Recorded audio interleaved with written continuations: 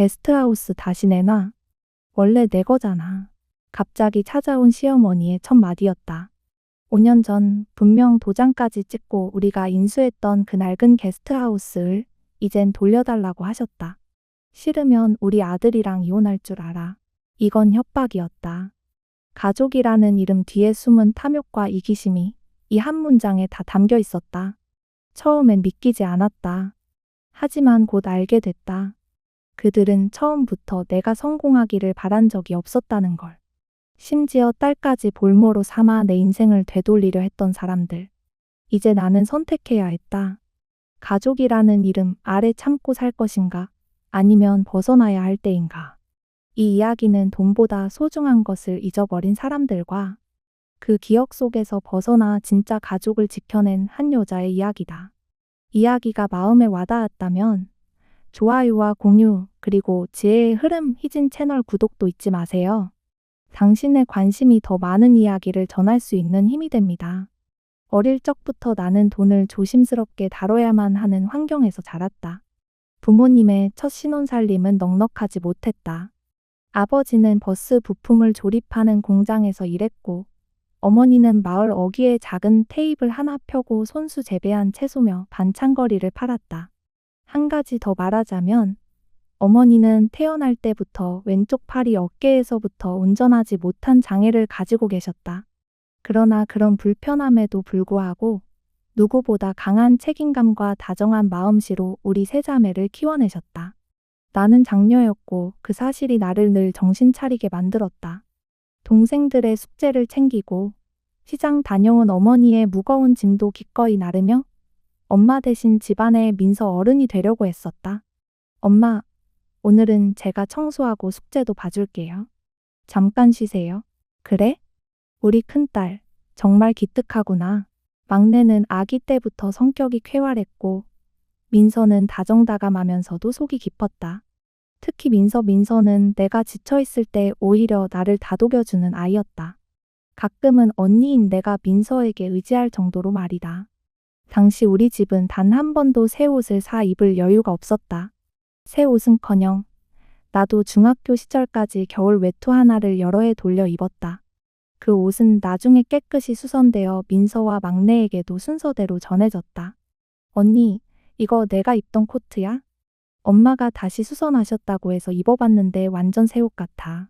언니가 입을 때보다 더 멋진 것 같지 않아? 그 말에 나는 조금 울컥했다.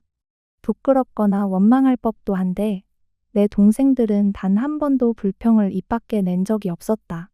오히려 나를 걱정하며 언니가 우리 위해 새 옷을 잘 입지 않는 것 안다고 말하던 아이들. 그 말 한마디에 그간의 미안함이 녹아내렸다. 우리는 그렇게 서로를 위로하며 자라났다. 민서는 나중에 우리가 부모님께 효도할 수 있는 날이 올 거야 라며 항상 계획을 세웠다. 그 다짐대로 우리는 결국 각자의 방식으로 세상에 나가 자리를 잡았고 서울로 올라와 대학도 진학했다. 가장 공부에 흥미 없었던 막내는 실용적인 길을 택해 기술을 배웠다. 어릴 적 우리 세 자매를 감싸고 있던 건 가난이 아니라 그보다 더 단단했던 따뜻한 결속력이었다. 할인이 생일 선물로 전동차를 받았다고 시어머니의 입에서 나온 첫 마디는 날카로웠다. 마치 무심한 말투 속에 숨겨진 경멸이 칼처럼 날아왔다. 작년엔 동화책 전집도 받았다며? 그렇게 펑펑 쓰다간 노후 자금 남아있겠니? 그 말은 단순한 걱정이 아니었다. 분명히 비아냥이었다. 없는 사람 주제에 넘치는 사랑이라는 의미가 그 얄팍한 미소 뒤에 도사리고 있었다. 손주 사랑도 좋지만 자기 형편에 맞게 써야 하지 않겠니? 가슴속이 뜨겁게 끓었다. 넘길 수 없었다. 이번만큼은 참지 않기로 마음먹었다. 나는 조용히 그러나 정확히 내 선을 그었다. 수준이라는 말, 그 표현부터 불쾌합니다. 어머님. 지금 그 말은 제 부모님이 장난감 하나도 살 수 없는 수준이라는 말씀이세요? 시어머니는 헛웃음을 지으며 손을 저었다. 그냥 말이 그렇다는 거지. 뭘 그렇게 예민하게 받아들여? 너희 부모님이 그렇게 넉넉하신 것도 아니잖아. 없는 사람들이 괜히 과하게 쓰는 경우도 있잖니. 순간 그 말에 속이 확 끊어졌다. 쌓여있던 감정이 마침내 한꺼번에 터졌다. 어머님, 사실 예전부터 느꼈습니다. 은근하게 저희 부모님을 무시하는 말씀이 많으셨어요. 하지만 오늘은 그냥 못 넘기겠어요. 두 분이 얼마나 성실하게 사셨는지 제가 누구보다 잘 압니다. 손녀한테 장난감 몇 개 사줬다고 노후 걱정한다는 말씀, 정말 모욕적이에요. 너 지금 시어머니한테 따지는 거야? 따지는 게 아니라 정확히 짚고 넘어가고 싶어서요. 제가 가만히 있으면 제 스스로 부모님께 죄 짓는 기분이라서요. 참 기가 막히네. 꼭 여유가 있어야만 선물을 할 수 있는 건 아니잖아요. 정작 경제적으로 훨씬 여유 있는 어머님과 아버님은 할인이 생일에 아무것도 안 해주셨죠. 그 순간 집안은 얼어붙은 듯 고요해졌다. 시어머니는 입술을 꼭 다문 채 나를 노려봤다. 눈빛에는 자존심, 분노, 당황함이 엉켜 있었다. 나는 뒤로 물러서지 않았다. 그날 내 안에 있던 침묵의 선은 끊겼고 처음으로 분명하게 말을 했다. 그 뒤로 시어머니는 더 이상 내 부모님을 입에 올리지 못했다. 눈빛은 여전히 불쾌했지만 최소한 무례함은 사라졌다. 하지만 완전히 등을 돌릴 수는 없었다. 준호와의 관계, 할인의 미래, 어느 것 하나 쉽게 내려놓을 수 없었다. 그래서 나는 스스로에게 말했다. 그래, 이건 내가 선택한 삶이다. 참는 것도 지금은 내가 감당해야 할 몫이다. 그 시절, 나는 대기업에 입사했고, 민서는 소규모 공인중개사 사무소를 시작했다.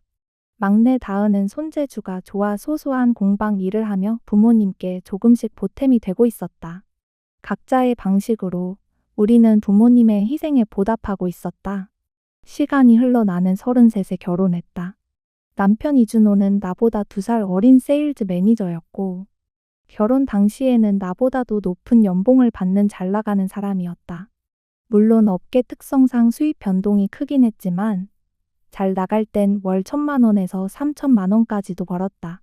그 수입이 그의 노력의 결과라는 걸 알기에 나 역시 그 성실함을 존중했다. 결혼 전 몇 차례 만났던 시부모와 시누이는 겉으로 보기엔 평범해 보였다.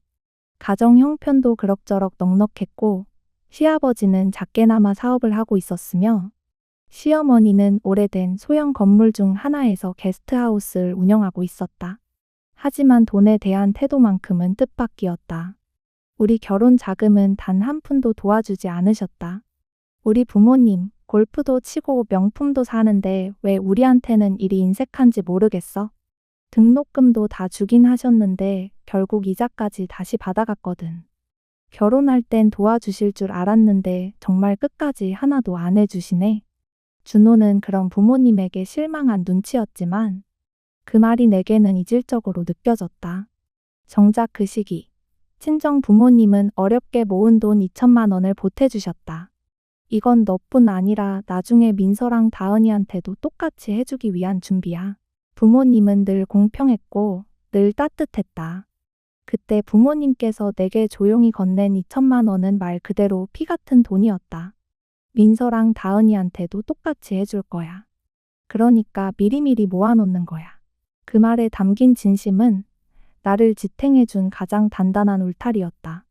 그 따뜻한 친정 부모님의 모습이 시부모의 태도와 대비되어 더 뚜렷이 떠올랐다. 준호도 그런 점에서 실망한 눈치였다. 표현은 안 했지만 그의 말끝마다 부모님에 대한 아쉬움이 묻어났다.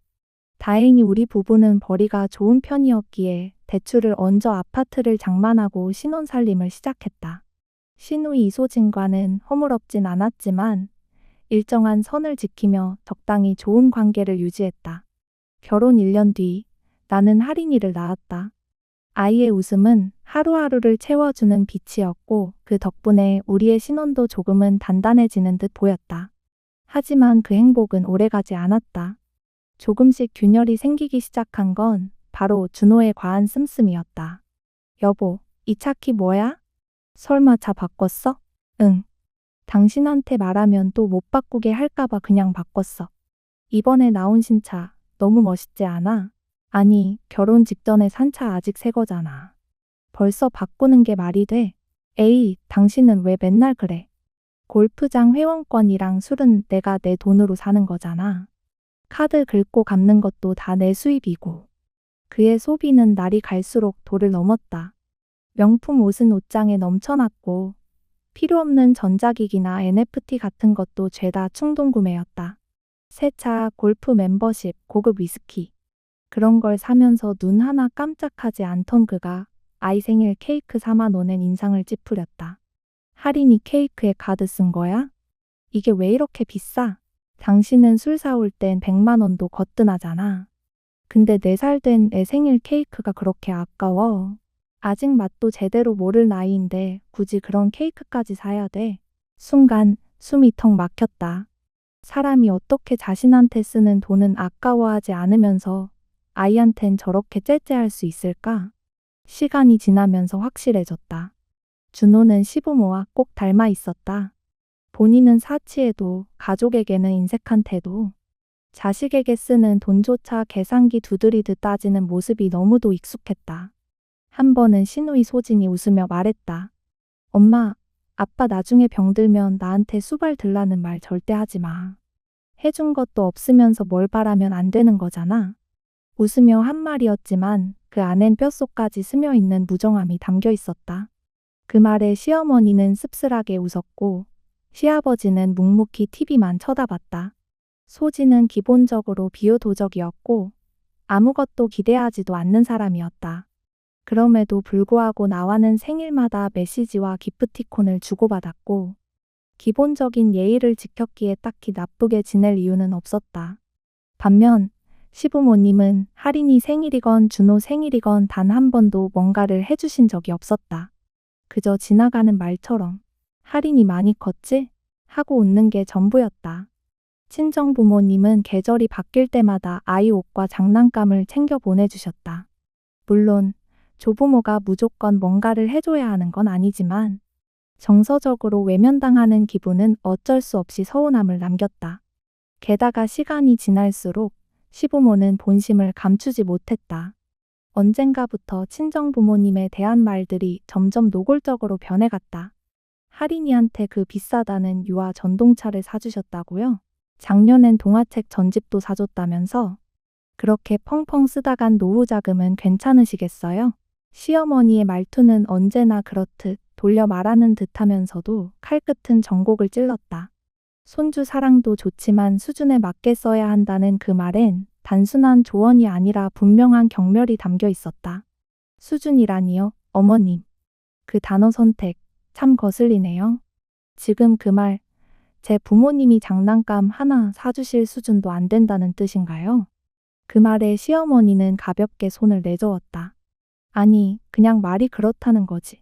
뭘 그렇게 꼬아서 들어? 그쪽 부모님이 그리 넉넉한 편은 아니잖아. 요즘은 없는 사람들이 더 허세 부리면서 쓰는 경우도 많다잖니. 그 순간 속에서 뜨겁게 무언가가 치솟았다. 더는 참을 수 없었다. 차분하게 그러나 똑똑히 말했다. 어머님, 전부터 느꼈습니다. 부드럽게 말하는 척하시지만 매번 은근히 제 부모님을 무시하시는 말씀 많이 하셨어요. 그만 좀 해주세요. 너 지금 나한테 말대꾸하는 거니? 죄송합니다. 하지만 부모님 관련된 일이라 그냥 넘길 수가 없네요. 제가 가만히 있으면 스스로 부모님께 죄 짓는 것 같거든요. 참, 세상이 뒤집혔구나. 시어머니한테 따박따박. 그리고 꼭 돈이 많아야만 선물을 할 수 있는 건 아니잖아요. 정작 여유 있는 어머님, 아버님은 할인이 생일에 아무것도 안 해주셨잖아요. 그 말에 시어머니의 얼굴은 굳어졌다.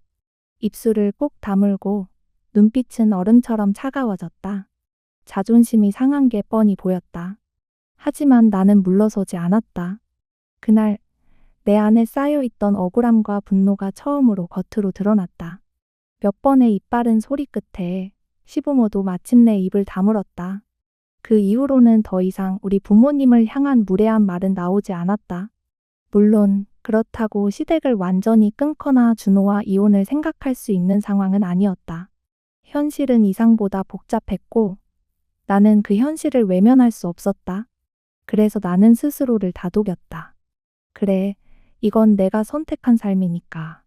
이 정도는 감당해야지. 그건 위로가 아니라 생존을 위한 다짐이었다. 물론 나름대로 웃을 수 있었던 날들도 있었다. 할인이의 첫걸음마, 가족 여행, 소소한 일상이 만들어주는 행복의 순간들.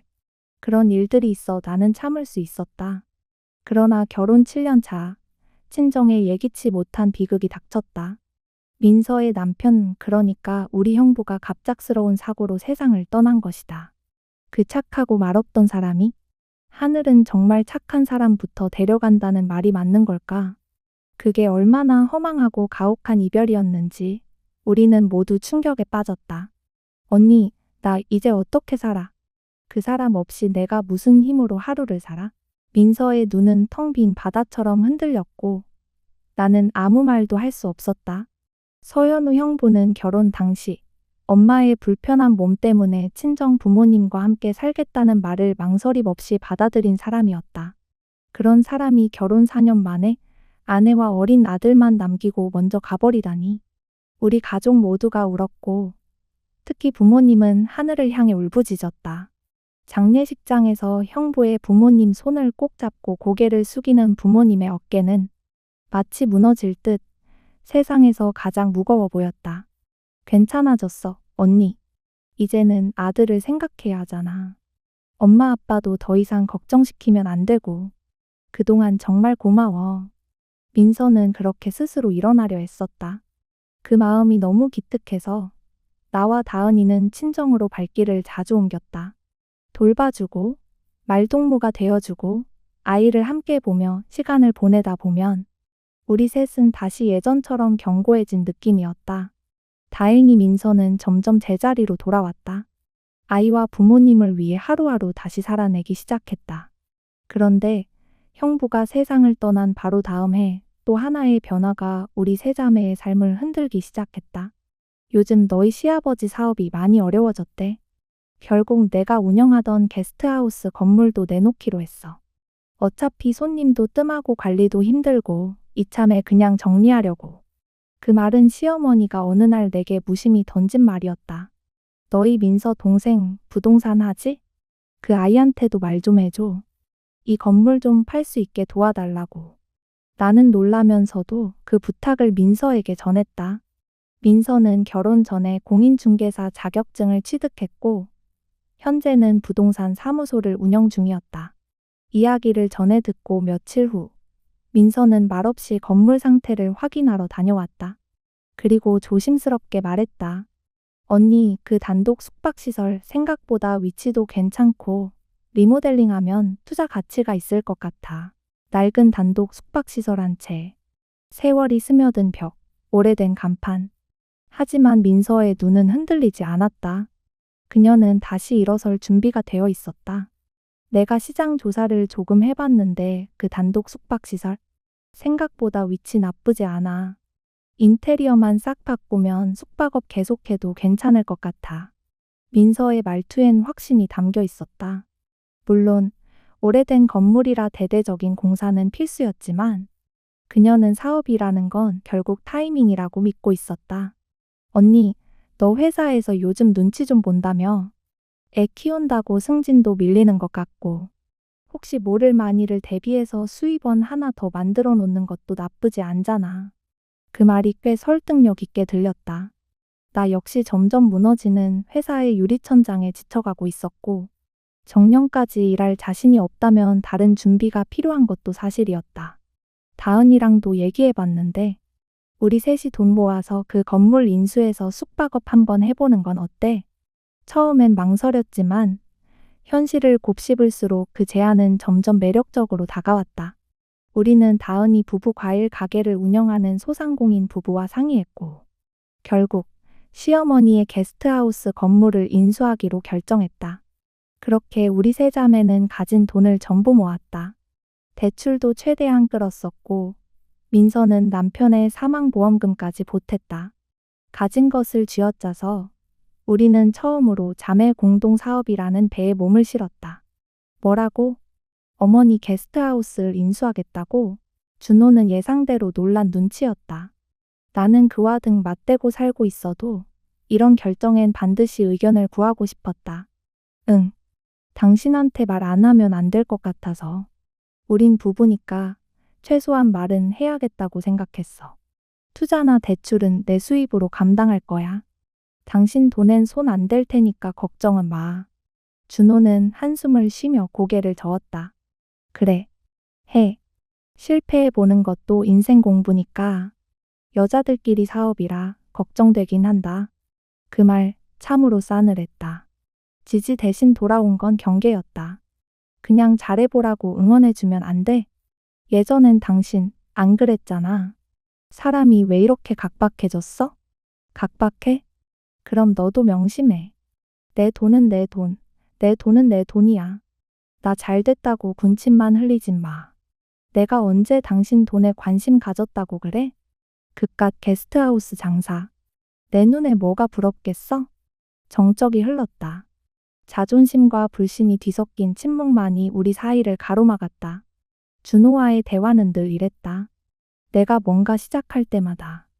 그는 응원보다 먼저 의심했고, 가능성보단 실패부터 말하곤 했다. 그래도 나는 그 사업을 해보고 싶었다. 내 방식으로 내 삶을 개척해보고 싶었다. 그날 그의 말투는 정이 뚝 떨어질 만큼 차가웠다. 막내 제부는 다은이를 위해 아낌없이 응원해줬다고 했는데 그에 비하면 내 남편은 언제나 사람의 의욕을 꺾기 바빴다. 그 건물? 원래도 장사 안 되니까 팔았던 거잖아. 또 숙박업 한다고? 웃기네. 나중에 망했다고 내 돈 뜯어낼 생각은 꿈도 꾸지 마. 계약서 쓸 거면 확실하게 해. 난 아무 상관없어. 나는 짧게 대답했다. 그래. 그렇게 하자.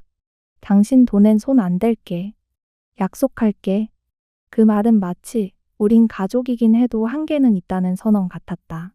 정이 뚝뚝 떨어졌다. 상처였다. 하지만 우리 세 자매는 포기하지 않았다.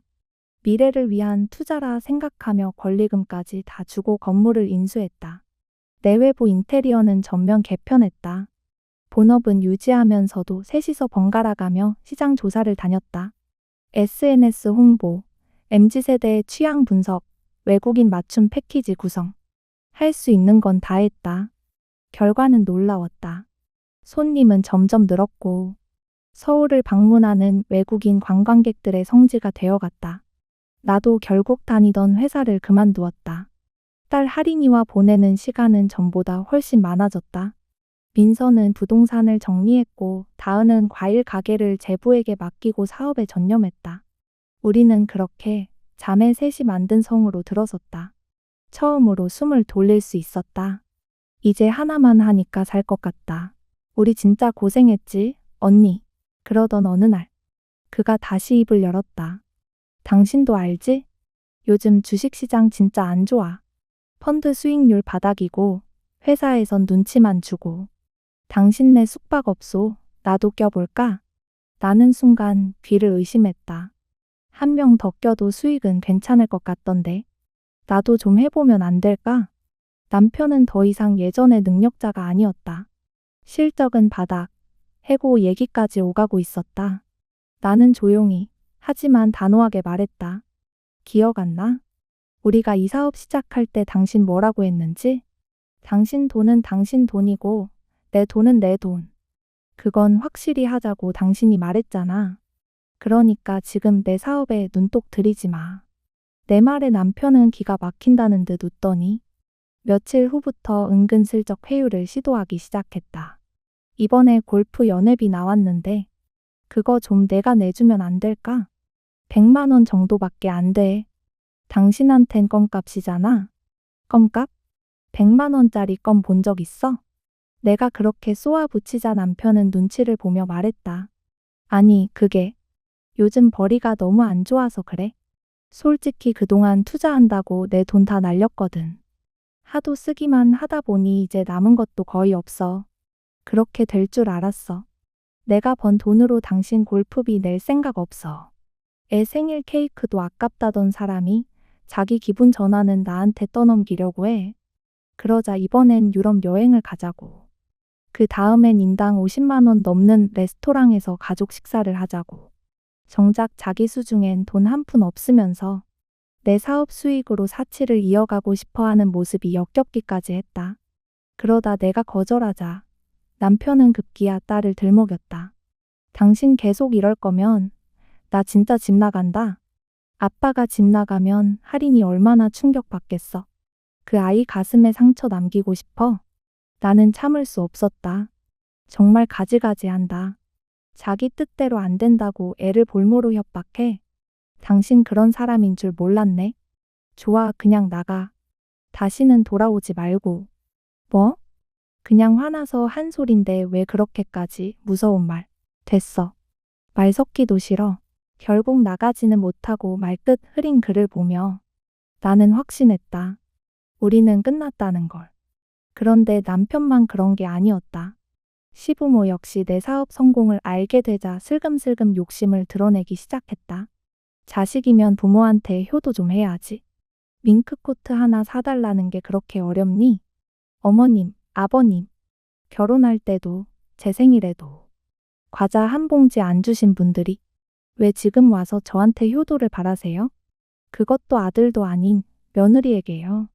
그러자 시부가 목소리를 높였다. 내가 성공한 것도 다 우리 덕분이니까 그렇지. 내가 그 게스트하우스 그냥 안 넘겼으면 지금처럼 잘 될 수 있었겠냐? 원래대로라면 수수료라도 제대로 받았어야 해. 그래도 우리가 가족이니까 봐준 거야. 수수료요? 나는 할 말을 잃었다. 내가 온몸으로 버텨서 일군 사업에 숟가락 얹는 걸 넘어서 이젠 수수료 운운이라니. 욕심은 이렇게 가족이라는 이름으로 포장돼 사람을 무너뜨리는 칼이 되기도 한다는 걸. 그때 처음 실감했다. 두 분이 우리한테 투자한 것도 아니고 건물도 제값 다 받으셨고 권리금까지 챙겨가셨잖아요. 그런데 이제 와서 수수료라니요? 진짜 말도 안 되는 얘기로 저를 설득할 수 있을 거라 생각하셨어요? 나는 분노를 억누르며 조용히 단호하게 말했다. 그리고 어머님, 도장 찍으면 끝이라고 하셨죠? 이제 그 건물은 제 명이고 두 분은 그 건물에 아무 권리도 없어요. 왜 마치 돈 맡겨놓은 사람처럼 구세요? 그 뒤로 나는 시부모의 전화를 더 이상 받지 않았다. 그때까지는 그래도 어른이시니 예의로 받았지만 이젠 더는 의미 없었다. 그 무렵 나는 진심으로 이 결혼을 끝내야겠다고 생각했다. 신중하게 고민했지만 더는 견딜 수 없었다. 애미야, 집에 있지? 문 열어. 지금 집 안에 있는 거 다 안다. 시모는 남편도 딸도 없는 한낮에 예고도 없이 우리 집으로 들이닥쳤다. 나는 그날 커피 한 잔 나누고 있던 민서와 함께 집에 있었는데 정말 깜짝 놀랐다. 무슨 일로 오셨어요? 시애미가 왔으면 문부터 열어야지. 어? 애미, 너도 민서도 같이 있었네. 안녕하세요, 사돈 어르신. 그래, 잘 됐다. 둘 다 있으면 더 좋지. 어차피 할 말이야 둘 다 듣는 게 나으니까. 시모는 민서를 잠시 머뭇거리며 바라보다가 곧 뻔뻔한 표정으로 말을 이었다. 사별한 사돈 처녀를 뭐라 불러야 할지 몰라서 그냥 사돈 처녀라 부를게. 사돈 처녀도 잘 들어. 그 다음 나온 말은 정말 경악 그 자체였다. 내 게스트하우스 다시 돌려줘. 네? 그거 원래 내 거잖아. 그러니까 돌려달라고. 내가 30년을 운영했는데 그게 당연히 내 거지. 나는 할 말을 잃었다. 5년 전에 제값 다 받고 저한테 넘기신 거잖아요. 그땐 그렇게 못 박듯 말씀하셨잖아요. 도장 찍으면 끝이라고. 몰라, 그런 거. 억지든 뭐든 상관없어. 내놔 다시. 그러더니 갑자기 협박조로 돌변했다. 싫으면 우리 아들이랑 이혼시킬 거야. 어떡할래? 건물 줄래? 아니면 이혼할래? 너 우리 아들 같은 사람 또 어디서 만나겠어? 사돈 처녀 사별했잖아. 사돈 처녀 언니까지 이혼시키고 싶어? 나는 속이 부글부글 끓었다. 그녀는 이제 더 이상 어른도 아니었다. 욕심에 눈먼 나이 든 아이였을 뿐이다. 별다른 법적 근거도 없이 무작정 뗐으며 딸을 볼모로 협박까지 하는 모습에 나는 할 말을 잃었다. 이혼할래? 건물 넘길래? 그 익숙한 말투. 바로 그 남편이 했던 협박이었다. 역시 모자는 담는다고 그 뻔뻔함까지 똑 닮았다. 게다가 사별한 내 동생에게까지 그런 말을 던지다니. 그 순간 내 안에 켜켜이 눌려있던 화가 폭발했다. 그래요. 선택할게요. 이혼하겠습니다. 뭐라고? 이혼한다고요? 어머니, 혹시 모르셨죠? 애 아빠요. 요즘 잘리네 마네하면서 회사에서 바닥기고 있어요. 나는 일부러 미소까지 지으며 말을 이었다. 펀드 매니저요? 그거 실적 나빠지면 바로 짐 싸는 거잖아요. 그 사람, 요즘 재취업도 쉽지 않을 텐데. 제가 뭐가 아쉬워서 그 건물이랑 그 인간을 맞바꾸겠어요?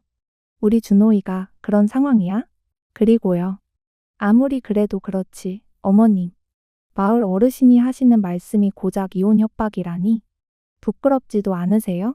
시모는 점점 당황한 얼굴로 나를 바라봤다. 너, 사람이 왜 그렇게 정이 없어졌니? 원래는 안 그랬죠. 근데 살다 보니 그렇게 됐어요. 특히 어머님, 아버님, 그리고 남편. 딱 세 사람 한정으로요. 내 목소리는 점점 냉정해졌고 시모의 얼굴엔 분노와 수치심이 섞여갔다. 세 분이 먼저 저한테 속물처럼 굴었잖아요. 그러니 저라고 똑같이 안 할 이유가 없죠. 나는 일부러 숨을 고르고 확실히 정리해주듯 말했다. 그리고요. 그 사람한테 정 떨어진 지는 이미 오래됐어요. 자기 필요할 땐 애까지 들먹이면서 저한테 매달리던 그 모습. 잊을 수가 없더라고요. 그 순간 시모는 마치 전투에서 진 장수처럼 입술을 달달 떨며 아무 말도 하지 못했다. 그래서 언제 이혼할까? 타이밍만 보고 있었는데요. 이렇게 기회를 만들어 주셔서 감사해요. 이젠 용건 끝났으면 가보세요. 내가 씩 웃으며 문을 가리키자. 시모의 눈이 커지더니 얼굴이 붉게 달아올랐다. 그때 옆에 앉아있던 민서가 천천히 입을 열었다. 저기요, 사돈 어르신 아니죠. 언니가 이혼하면 이제 어머님죠? 시모는 멍한 표정으로 민서를 바라봤다. 어머님, 저는요. 사실 언니가 훨씬 전에 형부랑 이혼했으면 좋겠다고 생각했어요. 근데 언니 일이니까 괜히 나서지 않았던 거고요. 민서의 말투는 조용했지만 매서웠다. 근데 어머님, 사별이라는 남의 상처를 그렇게 아무렇지도 않게 후벼파면 안 되죠. 그건 진짜 너무하잖아요. 그 업보, 고스란히 어머님한테 돌아올 거예요. 그거 아셔야죠. 이것들이 지금 쌍으로? 네. 우리는 어릴 때부터 워낙 우애가 깊어서요. 뭐든 하나로 똘똘 뭉쳐서 해요. 여기 우리 막내까지 부르면 진짜 셋이 쌍쌍으로 무안타 하실 텐데 더 당하고 싶지 않으시면 그만 돌아가세요. 어머님. 아니, 어머님, 진짜 난 이 콩가루 같은 집안에서 손 떼야겠다. 시모가 문을 박차고 나가고 나서야 우리는 속이 시원하다는 듯 동시에 한숨을 내쉬었다. 동생이 돌아간 뒤 나는 한참을 멍하니 거실 창밖을 바라보다 마침내 무겁게 돌아온 남편에게 입을 열었다. 표정은 차분했지만 목소리는 단호했다. 이혼하자. 준호는 양복 재킷을 벗다 말고 그대로 굳었다. 숨이 걸린 듯 잠시 눈을 깜빡이다가 겨우 한마디 뱉었다. 뭐라고? 내 얼굴을 본 순간 그제야 심각함을 느꼈는지 당황한 눈빛으로 다가와 두 손을 모으며 읍소하듯 말했다. 여보, 우리 어머니가 그런 말 했다고 해서 왜 내가 이런 일을 당해야 돼? 어머니만 안 보면 되잖아. 당신이랑 나 잘 지낼 수 있잖아. 나는 고개를 돌리지도 않고 똑바로 그를 바라보며 말했다. 눈동자에 미동 하나 없이 담담하게. 이 집안의 제일 큰 문제는 당신이야. 그의 얼굴에 일그러진 표정이 번졌다. 뭐? 나는 천천히 또박또박 쏟아냈다. 숨겨두었던 말들을 더 이상 감추지 않았다.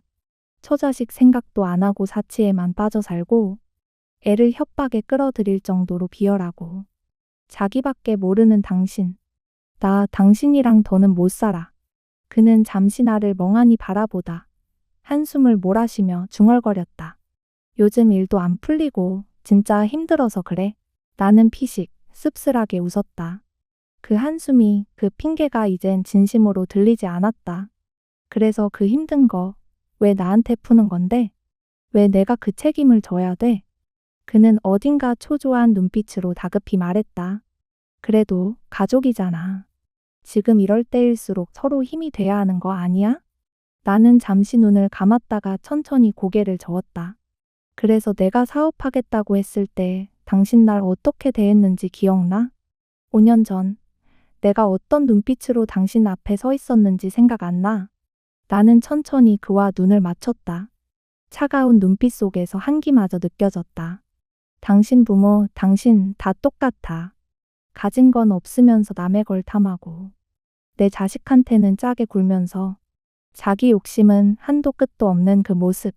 솔직히 역겨워. 준호는 말문이 막힌 듯 입술을 달싹이다. 갑자기 핸드폰을 꺼내 들고 시모에게 전화를 걸었다. 귀에 대던 폰을 이내 스피커폰으로 바꾸며 말했다. 어머니, 오늘 집에 오셨다면서요. 지금 아내가 이혼하겠대요. 진짜 제정신이세요? 수학이 넘어 시모의 목소리는 다급하고도 당황스러웠다. 그게 나는 그냥. 하지만 준호는 망설이지 않았다. 목소리가 점점 더 거칠고 냉담해졌다. 어머니, 아버지는 솔직히 제 인생에 아무 도움이 안 됐어요. 낳아줬다고 생색내지만 그거 빼고 평생 자식한테 해준 게 뭐 있어요? 자기들만 잘 살자고, 자식은 방치하고, 며느리는 착취하고. 정말 끝까지 실망이에요. 나는 그 장면을 조용히 지켜봤다. 입술을 꾹 다문 채 단 하나의 표정도 허락하지 않으며 이제 늙어서 기저귀나 찰 날만 남은 노인네들이 왜 이렇게 설치고 다니는 거야? 준호야, 너 지금 그게 부모한테 할 소리야? 도가 지나쳐도 너무 지나친 거 아니니? 아니요. 이게 현실이에요. 나 지금 회사에서도 잘리기 일보 직전인데 이혼까지 당하면 어디 가서 당신 같은 여자 또 만나겠어요? 망했으면 조용히나 살지? 왜 집사람 사업에까지 군침 흘려서 내 인생까지 망치려 해요? 그 말에 나는 눈을 지그시 감았다. 자책인가 싶었지만 결국 그도 자기 앞가림만 생각하고 있었다. 이혼 당하기만 해봐요.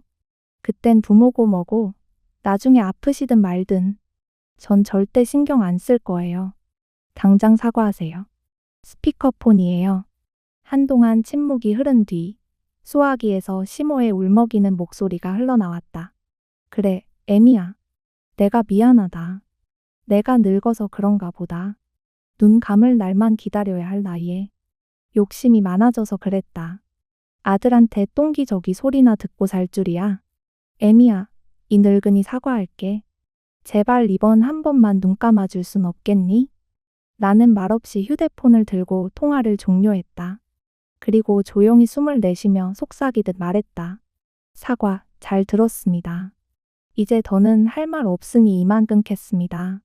그 뒤로 한동안 아무도 입을 열지 못했다. 나는 처음으로 남편이 자기 부모에게 그렇게 말하는 걸 보았다. 하지만 그 순간에도 그는 진심으로 반성한 게 아니었다. 결국엔 모든 걸 회피한 채 다시 내게 기댈 구멍을 찾고 있을 뿐이었다. 그리고 잠시 뒤 남편이 나를 바라보며 다급하게 물었다. 당신 방금 그 말이 진심이었어? 사과 들었으니까 이혼 얘긴 끝난 거지? 뭐? 아니거든. 나는 사과 잘 들었다고 했지. 언제 이혼 안 하겠다고 했어? 내가 그 전화 듣고 더 확신이 생겼어. 자기밖에 모르는 사람이란 걸. 심지어 자기 부모에게도 그런 막말을 하는 걸 보고 말이야. 난 애초에 당신 어머니 사과와 상관없이 이혼할 생각이었어.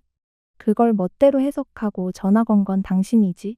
인간아, 부모님이 해준 게 없다 쳐도 어떻게 부모한테 그런 말을 해.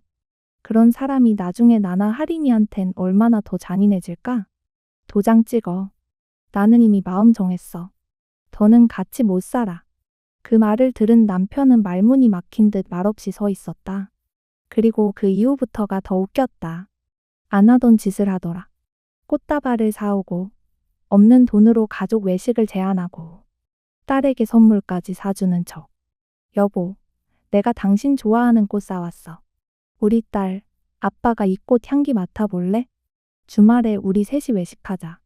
맛있는 거 먹고 공원도 걷고 그러면서 얘기도 좀 하자. 하지만 이미 늦었다. 버스는 저 멀리 떠났고 딸도 남편의 어색한 제스처에 눈치를 보고 있었다. 시부모는 더 심각했다. 번호를 바꿔가며 전화를 걸어와. 이젠 대놓고 돈을 요구했다. 혜미야, 우리가 말이야, 월에 50만 원씩만 줘도 그 이상은 정말 안 바란다. 이제 와서 가족끼리 그렇게까지 할 필요는 없잖니? 50만 원이요? 제가 왜요? 이젠 두 분은 저랑 아무 사이도 아니에요. 그리고요. 끝까지 정신 못 차리시네요.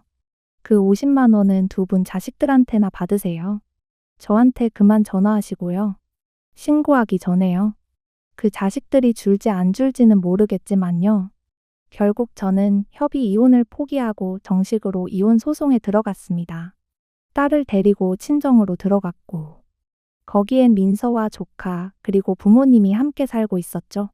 당시 13살이던 딸은 처음엔 약간 혼란스러워했지만 평소 좋아하던 외할머니, 외할아버지와 함께 살게 되자 마음이 더 안정되어 갔습니다.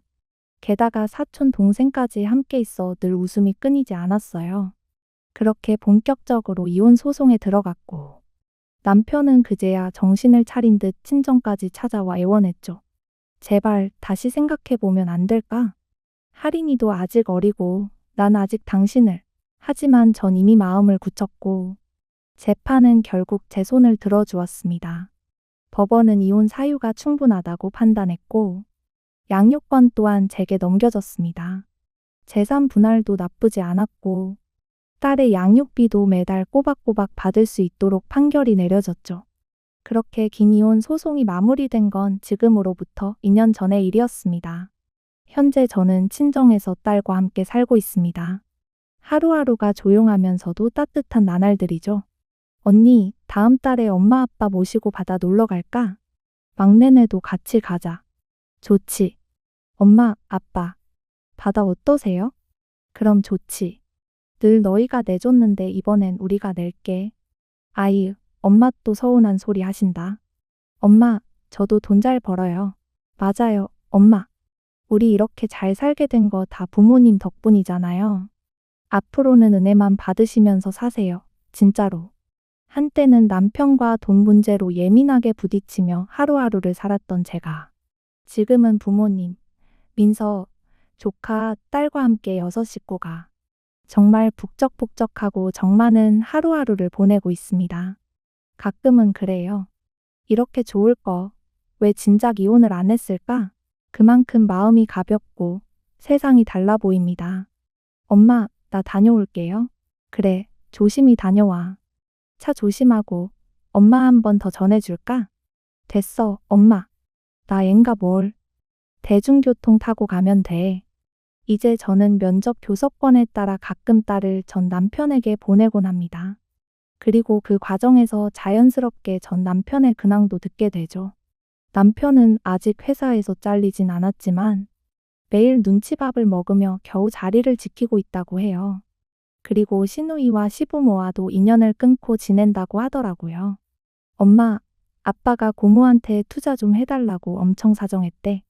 근데 그 돈 다 날려서 고모가 아빠 뺨까지 때렸대. 아빠 그 얘기하면서 울먹이던데. 그뿐 아니야. 할아버지도 아빠 못 믿겠다고 집 담보로 대출받고 남은 돈까지 다 모아서 다른 사람 통해 투자했대. 근데 그것도 다 날려서 집도 팔고 더 좁은 집으로 이사했대. 그러고 나선 아빠한테 같이 전셋집 팔고 조금 더 큰 집 가자고 했는데 그때 아빠가 그 투자 얘기 처음 들었다더라. 완전 삐져서 그 후로 부모님 전화도 안 받는데 정말 어처구니 없는 이야기를 들으며 속으로 자업자득이라는 말이 저절로 떠올랐습니다. 돈에 인색하고 자신밖에 모르던 시부모는 결국 아들한테도 외면당하고 시누이의 개조차 효도 좀 하라고 압박하다가 그마저도 등 돌린 셈이죠. 그런데도 전 남편은 아직도 저에 대한 미련을 버리지 못한 듯 보입니다. 딸에게 가족 외식 어쩌고 하소연을 늘어놓는다기에 저도 욱하는 마음에 이렇게 문자를 보내버렸죠. 당신 애한테 그런 하소연 좀 그만해. 애가 중학생이라고 다 큰 거 아냐. 또 나랑 다시 살고 싶다는 식으로 뉘앙스 흘리면 면접 교섭권이고 뭐고 다 끊는다. 애가 아직 정이 남아서 만나주는 거지. 그거 계속 이용하려다간 당신 딸한테도 외면당할 거야. 남편은 자신이 왜 이런 처지까지 왔는지 아직도 깨닫지 못하는 것 같아 정말 한심하게 느껴졌습니다. 저는 전 남편과 시부모가 단순히 돈 때문에 이혼한 게 아닙니다. 돈 있다고 사람을 깔보는 오만함, 자식조차 외면하는 극도의 이기심, 억지 부려서 남의 걸 빼앗으려는 탐욕, 뜻대로 안 되면 위협까지 서슴지 않는 폭력적인 성향. 이 모든 것에서 저는 이미 정이 떨어졌고 무엇보다 사랑하는 딸이 그런 사람들과 어울려 사는 것이 싫었습니다. 그 결과 지금 제 딸은 전보다 훨씬 밝고 따뜻한 아이로 자라고 있어요. 그리고 저희 숙박업소 사업은 여전히 번창 중이며 부모님도 건강하게 지내고 계시죠.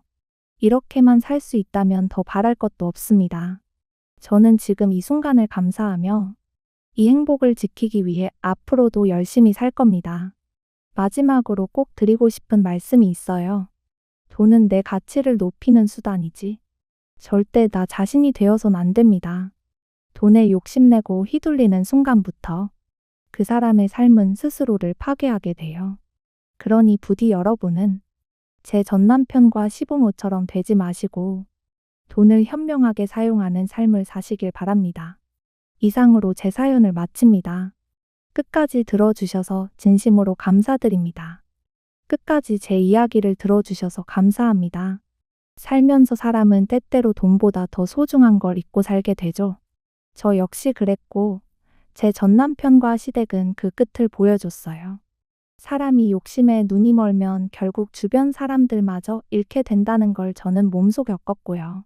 저는 이제야 알겠어요.